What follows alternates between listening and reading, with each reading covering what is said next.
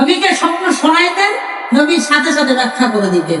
সাহাবী বলেন وَإِنَّهُ قَالَ ذَاتَ غَدَاةٍ একদিন সকালবেলা আল্লাহ নবী আমাদেরকে বললেন হাল রাআ আহাদুম মিনকুম মিন রুয়া আজকে রাতে তোমরা কেউ কোনো স্বপ্ন দেখছো কিনা?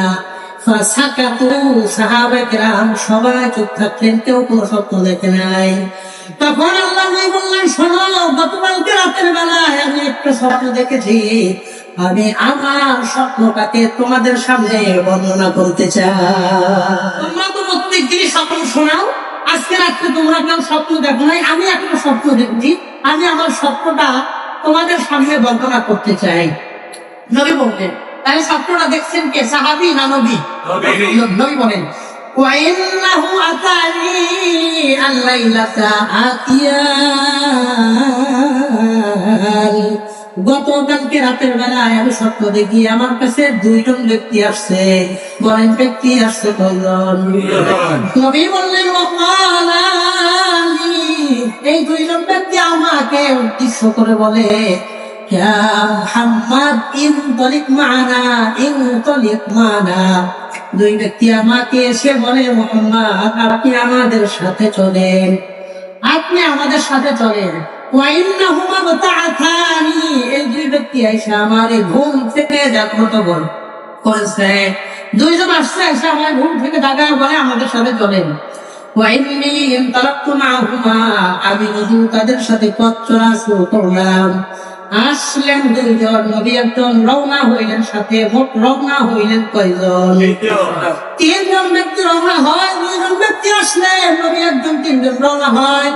নবী বলেন হাত্তা আতাইনা আলা রাজুলিন মুস্তাজির আমরা যাইতে যাইতে এক ব্যক্তির সাক্ষাৎ পাইলাম, যে লোকটা কাত হয়ে শোয়া আছে, মাথাটা এক পাশে উপরের দিকে দিয়া কাত হয়ে শোয়া, এমন এক ব্যক্তিকে দেখলাম। ওয়াইদা আখর কায়িমুন আলাইহি বিসফরা আর তার মাথার কাছে আরেকজন ব্যক্তি বড় একটা পাথর নিয়ে দাঁড়ায় আছে।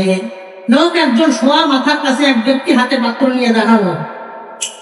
ফাইজা হুয়া ইয়াহমি বিসফরাতি লিরাসিহি হঠাৎ করে লোকটা হাতের পাথরটা দিয়া তার মাথার উপরে সজোরে আঘাত করতেছে। বলেন নাউযুবিল্লাহ। মাথার বড় পাথর দিয়ে তার মাথার উপরে সজোরে আঘাত করে। নবী বলেন ফায়াসলাবু লাহু রাসাহু তার মাথাটা চূর্ণ বিচূর্ণ হয়ে যায়। ফায়াতাহাদহাবুল হাজার পাথরটা অনেক দূরে চলে যায়। ফায়াতবাউল হাজার লিয়াখুযাহু এই লোকটা যায় পাথরটা আনার জন্য। ফালা ইয়ারজিউ ইলাইহি হাত্তা ইয়াসিহা রাসুহু কামা কানা ওই পাথরটা আনতে গিয়া তার মাথার কাছে এসে দেখে মাথাটা আগের মতোই সুন্দর হয়ে গেছে। পাথরটা ধুয়ে চলে গেছে, পাথর আইনে দেখে মাথা আগের মতো সুন্দর। নবী বলেন ফায়ুঈদু আলাইহি মিসলামা ফাআলা বিহিল মাররাতাল উলা প্রথমবার মাথার উপরে পাথর দিয়ে যেমন আঘাত করেছিল এইবার মাথাটা সুন্দর দেখে আবারও আঘাত করতে থাকে। আবার পাথর চলে যায়, আবার পাথর নিয়ে এসে আবারও আঘাত করতে থাকে। আল্লাহ নবী বললেন সুবহানাল্লাহি মা হাদা আশ্চর্যের বিষয়, এই লোকটার অন্যায় কি, অপরাধ কি, তাকে এইভাবে শাস্তি কেন দেওয়া হয়? নবীজিকে প্রশ্নের জবাব না দিয়ে বলল ইনতলিক একটু সামনে চলেন, একটু সামনে চলেন। একটা প্রশ্ন করবে এই লোকের অন্যায় কি, তার মাথার উপরে এইভাবে পাথর দিয়ে মারা হচ্ছে কেন? নবীকে উত্তর না দিয়ে বললো ইনতলিক একটু সামনে আগান, সামনে চলেন। আল্লাহ নবী বলেন হাত্তা আতাইনা আলা রাজুলিন মুস্তাকিম লিফাফা আমরা যাইতে যাইতে আরেকটু সামনে গিয়ে আরেক ব্যক্তির সাক্ষাৎ পাইলাম, যে লোকটা চিত হয়ে শোয়া। বলেন আগের ব্যক্তি কেমনে শোয়া ছিল? দুই নম্বর ব্যক্তির সাক্ষাৎ পাইলাম, যে চিত হয়ে শোয়া।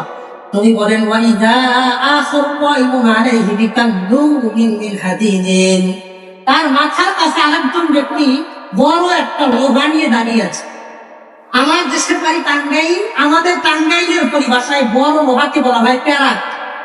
আপনাদের খুলনার ভাষায় বড় লোহারে কি বলে? নবী বলেন তার মাথার কাছে এক ব্যক্তি বড় একটা প্যারাক দিয়ে দাঁড়ানো।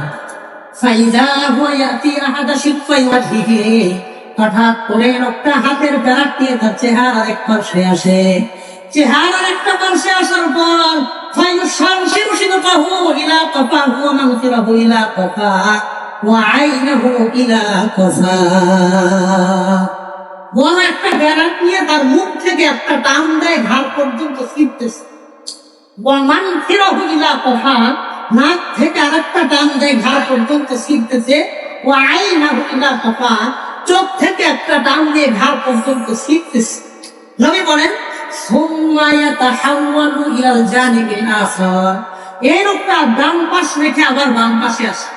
বাম পাশে আসার পর ফায়াফআলু বিহি মিসলা মা ফাআলা বিল জানিবিল আউয়াল, প্রথম পাশে যেমন 3টা দাগ দিয়েছিল, এবারে এই প্যারাকটা দিয়ে বাম পাশে 3টা দাগ দেয়। 2টা পাশে 6টা দাগ দিয়ে দুই পাশ চিরে ফেলে ঘাড় পর্যন্ত ছিটতেছে। নবী বলেন ডান পাশে দাগ দিয়ে যখন বাম পাশে আসে, বাম পাশ দাগ দেওয়ার পরে ডান পাশটা ভালো হয়ে যায়, আবার বাম পাশে এসে দেখে বাম পাশ ভালো হয়ে যায়। এইভাবে অদল বদল করে 2টা পাশ পালা ক্রমে 2 পাশে 3টা 6টা দাগ দিয়ে ছিটতেছে। নবী অবাক হয়ে জিজ্ঞাসা করলেন মান হাযা, এই লোকটার নাকি দুনিয়াতে তার কি অপরাধ ছিল তার কারণে তাকে এমন শাস্তি দেওয়া হয়? আল্লাহর নবীকে প্রশ্নের জবাব দিয়ে বলা হইল ইনতালিক, একটু সামনে আগান, একটু সামনে আগান। বলেন তো প্রশ্নের জবাব বাকি থাকলো কয়টা? 2টা। প্রথম ব্যক্তির মাথার উপরে পাথর দিয়ে মারে, মাথা চূর্ণ বিচূর্ণ হয়ে যায়, পাথরও দূরে যায়, পাথর আনতে গিয়ে দেখে মাথা ভালো, আবারও শাস্তি দেয়, আবার পাথর দূরে যায়, আবারও আইনা শাস্তি দেয়। দ্বিতীয় ব্যক্তির লোহা দিয়ে 2 পাশে সমানে 3টা 6টা দাগ দিয়ে ছিটতেছে। ডান পাশে দিয়ে বাম পাশ ভালো হয়, বাম পাশে দিয়ে ডান পাশ ভালো হয়।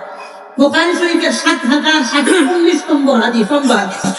তো 2জন ব্যক্তি সম্পর্কে নবী জানতে চাইলেন, জবাব দেওয়া হইল। এবার নবী বলেন হাত্তা আতাইনা আলা মিসলি তান্নুর, আমরা যাইতে যাইতে একটা তান্দুরি চুলার কাছে আসলাম। তান্দুরি চুলা বলা হয় যে চুলার মাঝখানে আগুন জ্বালায় মাঝখানে রুটি ভাজে। আপনাদের এই খুলনা বয়না এলাকায়, সোনাডাঙ্গা এলাকায় আছে না নাই? চুলাটা কেমন ছিল নবী বলেন চুলার মুখটা ছিল চাপা, ভিতরটা ছিল প্রশস্ত। কথা ঠিক আছে? আপনাদের চুলা হোটেলে গিয়ে দেখবেন মুখটা একটু চাপা থাকে, ভিতরটা প্রশস্ত থাকে। তান্দুরি চুলা, যে চুলার মাঝখানে রুটি ভাজে, এমন বড় বিশাল এক তান্দুরি চুলা আমি দেখতে পাবো। নবী বলেন ফাত্তালানা ফিহা, আমি গিয়া সেই চুলার মধ্যে উকি দিয়ে দেখার চেষ্টা করলাম চুলার মধ্যে কি আছে। চুলার মধ্যে কি আছে আমি দেখার চেষ্টা করার জন্য উকি দিলাম চুলার মধ্যে কি। নবী বলেন ফাইজা ফিহা নাবাতুন ওয়া আসওয়াত, আমি ভিতরে মুখ দিয়ে দেখার জন্য যখন চোখটা দিয়ে তাকাইলাম, হঠাৎ দেখলাম ভিতর থেকে চিল্লা পাল্লা আর কান্নার আওয়াজ আসতেছে। তারা যেন কান্না করে, কারা যেন চিল্লা পাল্লা করে। আমি আবার ভালো করে দেখার জন্য মনোনিবেশ করে যখন ভালো করে তাকাইলাম, ফাইজা ফিহা রিজালুন ওয়া নিসাউন উরাত, আমি লক্ষ্য করে তাকায় দেখলাম ভিতরে কিছু নারী পুরুষ উলঙ্গ অবস্থায় আল্লাহ তাদেরকে আগুনের মধ্যে জানাইতেছেন। বলেন নাউযুবিল্লাহ। জাহান্নামের শাস্তিটা কেমন ছিল আল্লাহ বলেন ফাইজা ইয়াতিহিম লাহাবুন মিন আসফালিহিম, এই চুলার আগুন তাদেরকে জ্বালায়া জ্বালায়া উপরের দিকে নিয়ে আসে। আগুনটা ধাউ ধাউ করে জ্বলতে থাকে, আর এই মানুষগুলো আগুনের সাথে উপরের দিকে আসে। তারা এই চুলা থেকে লাফায়া বের হওয়ার জন্য চেষ্টা করে। হঠাৎ করে চুলার আগুনটা নিভে যায়, তারা চুলার নিচে পড়ে যায়। আবার আল্লাহ আগুন জ্বালা উপরে উঠান, আগুন নিভায় দিয়ে আবার নিচে পড়ে যায়। আল্লাহ নবী প্রশ্ন করলেন মান হাউলা, এই সমস্ত মানুষগুলা কারা? তাদেরকে আল্লাহ উলঙ্গ করে এই শাস্তিগুলো কেন দিতেছেন? সাথে থাকা 2জন ব্যক্তি বললেন ইনতলিক, একটু সামনে চলেন, একটু সামনে চলেন। বলেন তো প্রশ্নের জবাব বাকি থাকলো কয়টা? 3টা। নবী বলেন সংক্ষিপ্ত করি, যেহেতু একটু লম্বা হাদিস, নবী বলেন হাত্তা আতাইনা আলা নাহরিন আহমার মিনাদ দাম, আমরা যাইতে যাইতে একটা রক্তের নদীর মধ্যে আসলাম, যে নদীর পানি রক্ত, এমন রক্তের একটা নদীর কাছে আমরা আসলাম, রক্তের একটা নদীর কাছে আসলাম। ফাইদা ফি মসকিন নাহরি রাজুলুন সাবিহুন ইয়াসবা, এই রক্তের নদীর মধ্যে একজন ব্যক্তি সাঁতার কাটে কিনারে যাওয়ার চেষ্টা করেন। ওয়ালা শাত্তিন নাহরি রাজুলুন কাইমুন ইনদাহু ইজারাতুন কাসীরা, নদীর কিনারায় এক ব্যক্তি দাঁড়ানো, তার আশেপাশে বহু পাথর আল্লাহ জমা করেছেন। এক ব্যক্তি নদীর কিনারায় দাঁড়ানো, তার আশেপাশে বহু পাথর। এই লোকটা যখনই সাঁতার কেটে কিনারায় যাওয়ার চেষ্টা করে, এই লোকটা একটা পাথর নিয়ে তার মুখ বরাবর সজোরে মারে, মুখটা থেতলে গিয়ে আমার মাঝখানে চলে যায়। অন্য পাশ দিয়ে লোকটা সাঁতার কেটে কিনারায় যাওয়ার চেষ্টা করে, এই লোকটা ওই পাশে গিয়া আবারও তার মুখ বরাবর একটা পাথর নিক্ষেপ করে, লোকটা আবার মাঝখানে চলে যায়। এই লোকটারে কিনারায় উঠতে দেয় না। এমন করুণ অবস্থা দেখা নবী প্রশ্ন করলেন, মান হাযা, এই ব্যক্তিকে। সুবহানাল্লাহ, আশ্চর্যের বিষয়, তার সাথে এমন নির্মমতার আচরণ কেন করা হচ্ছে? নবীকে জবাব না দিয়ে বলল, ইনতালিক, আরেকটু সামনে আগান, আরেকটু সামনে চলেন। বলেন প্রশ্নের জবাব বাকি থাকলো কয়টা? চারটা। শেষ আর তিনটা আছে, 7টা প্রশ্ন, 7 জন ব্যক্তির সাথে নবীর সাক্ষাৎ হবে। এবার আল্লাহর নবী বলেন, হাত্তা আতাইনা আলা রাজুলিন কারিহিল মারআত, আমি যাইতে যাইতে ব্যক্তির সাক্ষাৎ পাইলাম যার চেহারাটা ছিল জঘন্য, কারিহুল মারআত, যার দেখতে কেউ পছন্দ করে না, এমন জঘন্য এক ব্যক্তির সাক্ষাৎ পাইলাম। নবী বলেন, কেমন জঘন্য চেহারা ছিল তার?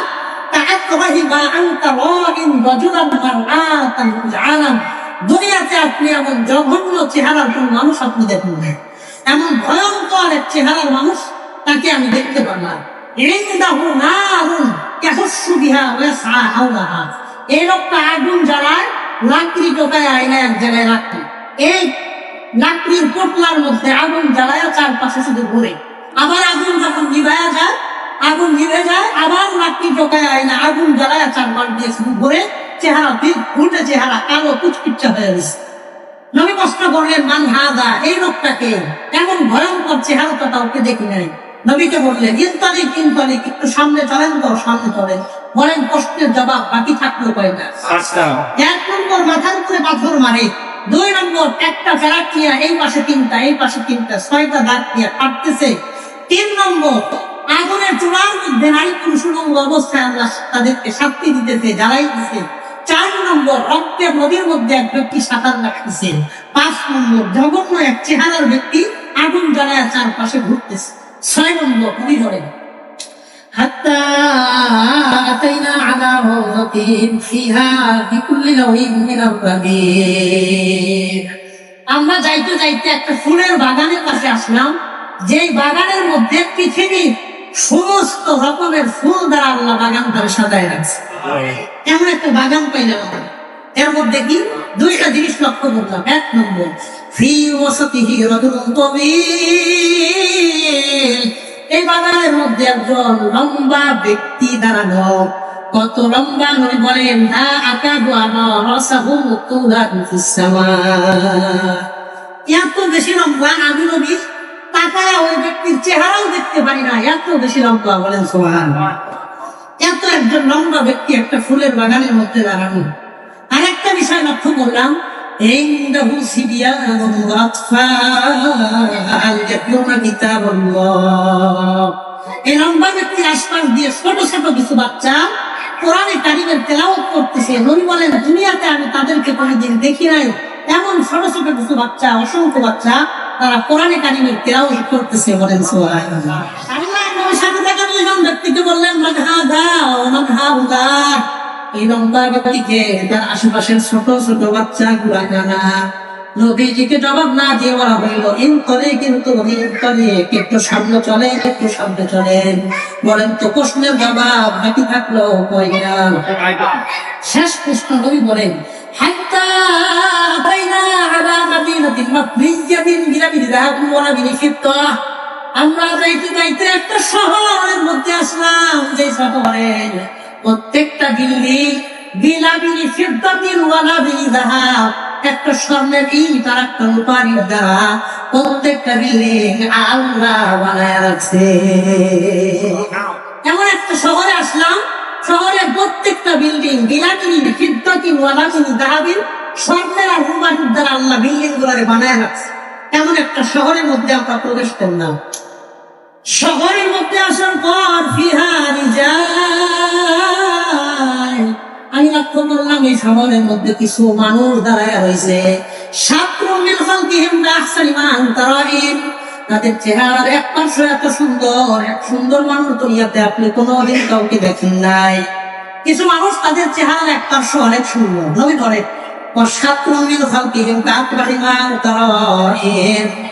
আর তাদের চেহারার এক পার্শ্ব এত কালো, এত কালো মানুষের কোনোদিন দেখেন নাই। একটা পার্শ্ব অনেক সুন্দর, আর একটা পার্শ্ব অনেক কুশ্রী বিশ্রী কালো।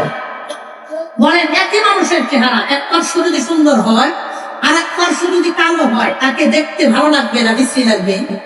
তো তাকে দেখতে খারাপ লাগবে। নবী কষ্ট করবেন এই সমস্ত মানুষগুলা কারা? আমি নবী তাদের পরিচয় জানতে চাই। এরা কারা, তাদের পরিচয় আমি জানতে চাই। হঠাৎ করে নবীদের সাথে থাকা দুজন ব্যক্তি বললেন, তোমরা সবাই যাও, গিয়ে ওই নদীর মধ্যে সবাই ডুববা। এই মানুষদেরকে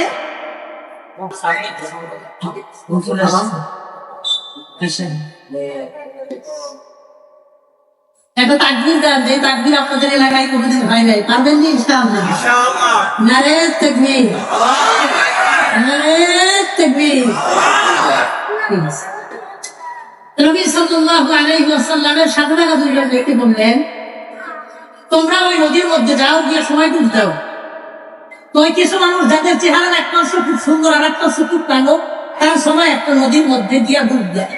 ডুব দেওয়ার পর নদী থেকে যখন বের হয়ে আসে, পুরা চেহারা আল্লাহ কমপ্লিটলি সুন্দর এবং নূরে নূরান্বিত করে তাদেরকে বানিয়ে দেয়। নবীজি দেখে অবাক হইলে জিজ্ঞাসা করলেন, এরা কারা? তাদের চেহারার এক পার্শ্ব ছিল সুন্দর আর এক পার্শ্ব কালো, এরা কারা? আমি তাদের পরিচয় জানতে চাই। এবার বলেন, এই পর্যন্ত প্রশ্ন জমা হইতে হইতে প্রশ্ন জমা হয়েছে কয়টা? 7টা। এবার দুইজন ব্যক্তি 7টা প্রশ্নের জবাব দিয়ে বলতেছে, নবী আপনি প্রথম যে ব্যক্তিকে দেখেছিলেন, প্রথম যে ব্যক্তির মাথার উপরে পাথর দিয়ে সদরে আঘাত করা হচ্ছে আর মাথাটা চূর্ণ বিচূর্ণ হয়ে যাইতেছে, এই লোকটার দুনিয়াতে অপরাধ আর অন্যায় ছিল 2টা। বলেন কয়টা? 2টা। যার মাথার উপরে পাথর দিয়ে আঘাত করে চূর্ণ বিচূর্ণ করা হয়, তার দুনিয়াতে অন্যায় 2টা। 1 নম্বর, ইন্নাহু ইয়াকুল কাসীরান মিনাল কুরআনি সুম্মা নাসিয়া। এই লোকটা দুনিয়াতে কোরআনে কারিম তেলাওয়াত জানতো, কিন্তু কোরআনটা না পড়তে না পড়তে এক সময় কোরআনটা ভুলে যায়। আমাদের সমাজে বহু মানুষ কোরআন শিখছে, 4টা 5টা 8টা 10টা সূরা আগে জানতো, কোরআনের সাথে সম্পর্কের দূরত্ব হইতে হইতে এখন যে সূরাটা মুখস্থ ছিল, এখন ওই সূরাটা দেখাও পড়তে পারে না। এমন মানুষ সমাজে আছে না নাই? নবী বলেন, যারা কোরআন শিখে ভুলে যাবে তাদেরকে আল্লাহ এমন শাস্তি দিবে। তার 2 নম্বর অপরাধ কি? এই লোকটা ফরজ নামাজে অলসতা করত, দোকানে বসে থাকতো, মসজিদে আযান হইতো, শব্দ কানে যাইতো, ইকামত হইতো, ইকামতের শব্দ শুনতো, তারপরে মসজিদে যায় না, অলসতা করে। এমন মানুষ সমাজে আছে না নাই? এই 2 অন্যায় অপরাধী যারা হবে, 1 নম্বর কোরআন শিখে যারা ভুলে যাবে, 2 নম্বর ফরজ নামাজ যারা অলসতা করবে, এই 2 অন্যায় অপরাধী যারা হবে, মৃত্যুর পর থেকে কিয়ামত পর্যন্ত আল্লাহ তাদেরকে এমন নির্মম শাস্তি দিতে থাকবেন। বলেন নাউজুবিল্লাহ। 2 নম্বর ব্যক্তির অন্যায় কি নবীজিকে বলা হয়, শোনেন, যে লোকের চেহারার ডান পার্শ্বে 3টা দাগ ঘাড় পর্যন্ত ফেলে ফেলা হয়, বাম পার্শ্বে 3টা দাম যে ঘাড় ফেলে ফেলা হয়, এই লোকটার দুনিয়াতে অপরাধ একটা। এই লোকটা ঘর থেকে সকালে বের হয়ে একটা মিথ্যা কথা সমাজে বলতো, পুরা সমাজের মধ্যে তার মিথ্যা কথা প্রচার হয়ে একটা ফিতনা লেগে যেত। 4 সালে পয়সা মিথ্যা কথা বলে এত অন্যের দোষ বলে বেড়ায়, এমন মানুষ সমাজে আছে না নাই? তারা মিথ্যা কথা বলবে, জেনে হোক বুঝে হোক, না জেনে না বুঝে মিথ্যা কথা বললে আল্লাহ তাদেরকে এমন শাস্তি দিবে। 3 নম্বর, নারী মানুষকে উলঙ্গ অবস্থায় চুলার মধ্যে জ্বালাইতেছি, আগুন জ্বালায় উপরে নিয়ে আসে, তারা চেষ্টা করে বের হওয়ার, আগুন নিয়ে দেয়, আবার করে দেয়। এদের অন্যায় কি? নবীকে জবাব দিয়ে বলা হয়, উলাইকা হুম যুনাতুল ইয়া রাসূলুল্লাহ। নবীজি তারা হলো দুনিয়াতে তারা বেনামে বিচার করেছে, বেপরোয়ায় যারা চলেছে, অশ্লীলতা যারা সমাজে ছড়াইছে, তাদেরকে আল্লাহ আগুনের চুলার মধ্যে উলঙ্গ করে একসাথে শাস্তি দিবেন বলেন নাউযুবিল্লাহ। 4 নম্বর, রক্তের নদীর মধ্যে সাঁতার কাটে, কিনারায় যাইতে পারে না, ফেরেশতা একদম মুখ বরাবর পাথর মেরে মাঝখানে পাঠাইয়া যায়। এর অন্যায় কি? নবীকে বলা হয় হাযা আকিলুর রিবা। নবীজি এই লোকটা দুনিয়াতে সুদ খাইতো, সুদ খাওয়ার কারণে মরার পর থেকে কিয়ামত পর্যন্ত রক্তের নদীর মধ্যে সাঁতার কাটতে হবে বলেন নাউযুবিল্লাহ। সুদ আমাদের সমাজে ব্যাপক আকার ধারণ করছে। এখন স্বাভাবিক ঋণ পাওয়া যায় না, সুদে চাইলে ঋণ দাতার মনে প্রভাব হয় না, অসংখ্য ঋণদাতা দাঁড়ায় যায় সুদের ঋণ দেওয়ার জন্য তৈরি, কিন্তু কর্জে হাসানা দিতে চায় না, এমন মানুষ আছে না নাই? 5 নম্বর, নবীজিকে বলা হয়, নবীজি জঘন্য এক চেহারা ব্যক্তি দেখলাম, উনিকে কষ্ট করলে জবাব দিয়ে বলা হয় হাযা মালিকুন খাদিমু জাহান্নাম। নবী এই ফেরেশতার নাম মালিক, খাদিমু জাহান্নাম, সে জাহান্নামের দারোয়ান। তো জাহান্নামের দারোয়ানের নাম হবে মালিক, আর জান্নাতের যিনি দারোয়ান থাকবেন তার নাম হবে রিজওয়ান। বলেন কি নাম হবে? রিজওয়ান। জাহান্নামের দারোয়ানের নাম হবে মালিক, আর জান্নাতের যিনি দারোয়ান থাকবে তার নাম হবে রিজওয়ান। ওই ভয়ঙ্কর ফেরেশতাকে আল্লাহর হাবিব সাল্লাল্লাহু আলাইহি ওয়াসাল্লামকে আমরা দেখাইছেন। এবার 6 নম্বর, একটা লম্বা ব্যক্তি দেখতে পারলাম, তিনি কে? ওয়াহাদা সাইয়্যিদুনা ইব্রাহিম আলাইহিস সালাম। তিনি হলেন আপনাদের সর্দার ইব্রাহিম আলাইহিস সালাম। বলেন সুবহানাল্লাহ। আশপাশে অসংখ্য ছোট বাচ্চা দেখলাম কোরআন পড়ে, তারা কারা? নবীজিকে বলা হয় এরা ওই সমস্ত সন্তান যাদের পিতা মাতা দুনিয়াতে নিয়োগ করেছিল আমার একটা সন্তান হইলে তারা আমি আলেম বানাবো, হাফেজ বানাবো, কিন্তু অল্প বয়সে মারা গেছে, গর্ভে মারা গেছে, দুনিয়াতে আসে নাই। বাবা সন্তানের আগে মারা গেছে, যেজন্য পারে নাই, কিন্তু নিয়ত ছিল। তাদের নিয়তের কারণে এই ছোট বাচ্চাদেরকে ইব্রাহিম আলাইহিস সালামের কাছে আল্লাহ পড়ানোর ব্যবস্থা করে তাদের নিয়ত অনুযায়ী এই পিতা মাতাকে আলেম আর আমাদের মা বাবা হিসেবে আল্লাহ হাসানের মাঠেও পারে। এই জন্য আমাদের সন্তানের ব্যাপারে আমরা ভালো নিয়ত করবো, কবুল করার মালিককে আল্লাহ। 6 নম্বর কথা গেল। 7 নম্বর, কিছু মানুষের চেহারা এক পার্শ্ব ছিল খুব সুন্দর, আর এক পার্শ্ব ছিল কালো। একটা নদীর মধ্যে ডুব দেওয়ার পর পুরো চেহারা হয়ে গেল ভালো। এরা কারা? নবীজিকে জবাব দিয়ে বলা হয় উলাইকা আল্লাযীনা সালাকু আমালান সালিহান ওয়া আখরা সাইয়্যা। তারা দুনিয়ার এই সমস্ত মানুষ যাদের দুনিয়াতে কিছু ভালো আমল ছিল, কিছু খারাপ আমল ছিল। বলেন আমাদের প্রত্যেকের জীবনে কিছু ভালো আমল, কিছু গুনাহ, কিছু খারাপ বদ আমল আছে না নাই? তাদের ভালো আমলের প্রতিদান আল্লাহ চেহারার ডান পাশে দিছে, এই জন্য সুন্দর হয়েছে, আর গুনাহের প্রতিদান গুলো বাম পাশে দিছে, এই জন্য বাম পাশটা কালো হয়েছে। এই ভালো মন্দের প্রতিদান আল্লাহ চেহারার 2 পাশে দিছে। ওই নদীর মধ্যে ডুব দেওয়ার পরে যে ভালো হইল, নদীকে বলা হয় যালিকা নাহুত তাওবা। ওই নদীটার নাম হলো তওবার নদী। আপনার মাধ্যমে আল্লাহ আপনার উম্মতকে জানায় দেন, আপনার উম্মত যত গুনাহগার হইব না কেন, খাঁটি দিয়ে তওবা করলে আর জীবনের সব গুনাহ আল্লাহ মাফ করে দেন। ওটা আমার এই হাদিস থেকে আমরা 10টা বিষয় জানলাম। 1 নম্বর কথা, আমরা যারা কোরআন পড়া শিখেছি এই কোরআন পার সাথে সম্পর্ক রাখবো, কোনোদিন কোরআন পড়া শিখে ভুলে যাব না। যারা শিখি নাই তারা শেখার চেষ্টা করবো, রাজি আছি ইনশাআল্লাহ। 2 নম্বর, ফরজ নামাজে, ফজর নামাজ না, ফরজ নামাজে আমরা অলসতা করবো না। আল্লাহ আমি সহ আমাদের সবাই তৌফিক দান করেন বলেন আমিন। 3 নম্বর কথা, আমরা মিথ্যা কথা বলবো না, মিথ্যা সাক্ষী দিব না, মিথ্যা বলে মানুষের মধ্যে ঝগড়া লাগাবো না। আল্লাহ আমাদের মা বোন সহ আমাদের সবাই তৌফিক দান করেন বলেন আমিন। এই গেল 3 নম্বর কথা। 4 নম্বর, আমরা জেনার বিচারের কাছে যাব না। 5 নম্বর, মা বোনদেরকে বলবো বেপরদায় আমরা করবো না। আল্লাহ শরীয়ত মোতাবেক আমাদের জীবন যাপন করবার তৌফিক দান করেন বলেন আমিন। এই গেল 5টা কথা। 6 নম্বর কথা, আমরা সুদের সাথে জড়িত হব না। আল্লাহ সুদ থেকে বিরত থেকে হালাল উপায়ে জীবন যাপনের তৌফিক দান করেন বলেন আমিন। আল্লাহ আমাদের হালাল সম্পদে এই পরিমাণ বরকত দেন যেন হারামের দিকে যাইতে না হয়। আল্লাহ এই পরিমাণ ওয়াসাত, এই পরিমাণ আল্লাহ আমাদের দিক থেকে ভরপুর বারাকা দান করেন, সবাই বলেন আমিন। এই গেল 6 নম্বর কথা। 7 নম্বর কথা, আমরা প্রত্যেকে জাহান্নামের কথা স্মরণ করব এবং জাহান্নাম থেকে আল্লাহর কাছে পানা চাবো। 7 নম্বর কথা। 8 নম্বর কথা, আমরা প্রত্যেকেই নিজেদের সন্তানদের ব্যাপারে ভালো নিয়ত করব, নিয়ত রাখবো সন্তানদের হাতে আলেম বানাবো, কবুল করার মালিককে। 9 নম্বর কথা, ভালো কাজ করার আগে চিন্তা করবো আমরা ভালো কাজ যা করবো আল্লাহর কাছে তাই প্রতিদান পাবো। আর গুনাহ করার আগে চিন্তা করবো যে গুনাহ করবে গুনার প্রতিদান আল্লাহ তার চেহারার বাম পাশে দিবে। এই ভালো মন্দ আগে প্রতিদানের কথা চিন্তা করবো। 10 নম্বর, যত গুনাহ হোক না কেন পাটি দিলে তওবা করলে সব গুনাহ কথা মাফ করে দেন কে? এই 10টা বিষয় যদি আমরা খেয়াল রেখে সমাজে জীবন যাপন করতে পারি, ইয়া আইয়ুহাল্লাযীনা আমানু কু আনফুসাকুম ওয়া আহলিকুম নারা, ঈমানদার নিজে জাহান্নামের আগুন থেকে বাঁচো, পরিবারকেও জাহান্নামের আগুন থেকে বাঁচাও।